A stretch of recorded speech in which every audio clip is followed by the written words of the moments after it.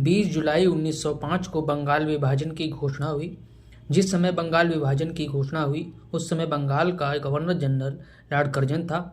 यह कोलकाता के town hall में बंगाल विभाजन की घोषणा हुई और इसमें जो है इस समय बंगाल की जनसंख्या 7,85,00,000 थी। बंगाल को दो भागों में विभाजित किया गया।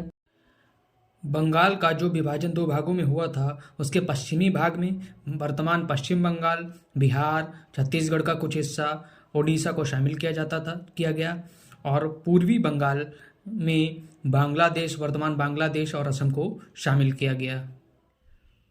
पूर्वी बंगाल में राजशाही, चटगांव और ढाका को सम्मिलित किया गया। यहाँ की कुल जनसंख्या 3,10,00,000 थी, जिसमें से 1,80,00,000 मुसलमान और 1,20,00,000 हिंदू थे। इसका मुख्यालय ढाका बनाया गया। दूसरा भाग जिसमें पश्चिम बंगाल, बिहार और उड़ीसा के हिस्से थे, उसमें कुल जनसंख्या 5,40,00,000 थी और 4,20,00,000 हिंदू थे और 90,00,000 मुसलमान थे। बंगाल विभाजन 16 अक्टूबर 1905 को प्रभावी हुआ। इस दिन शोक दिवस के रूप में मनाया गया। रविन्द्रनाथ टैगोर के कहने पर इस दिन राखी दिवस के रूप में इसे मनाया गया। 7 अगस्त 1905 को कोलकाता के टाउन हॉल में स्वदेशी आंदोलन शुरू हुआ। बंगाल विभाजन का मुख्य कारण बंगाल में बढ़ती हुई राष्ट्रीयता की भावना को रोकना था।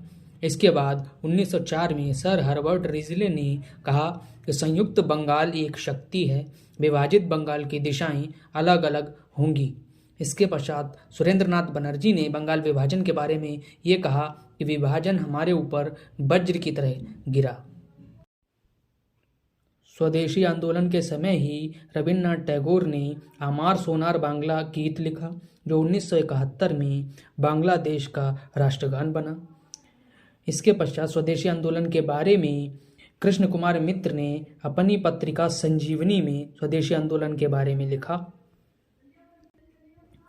1905 के कांग्रेस के बनारस अधिवेशन में बाल गंगाधर तिलक ने उदारवादियों के कार्य करने की तरीके को उन्होंने राजनीतिक भिक्षावृत्ति का नाम दिया। 1905 में बनारस में जो अधिवेशन हुआ था उसकी अध्यक्षता गोपाल कृष्ण गोखले ने की थी।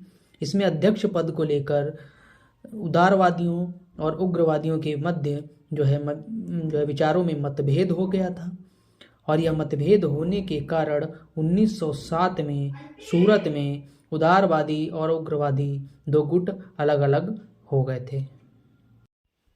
अगर आपको ये वीडियो अच्छा लगे तो लाइक करें और अगला वीडियो सबसे पहले पाने के लिए चैनल को सब्सक्राइब करें।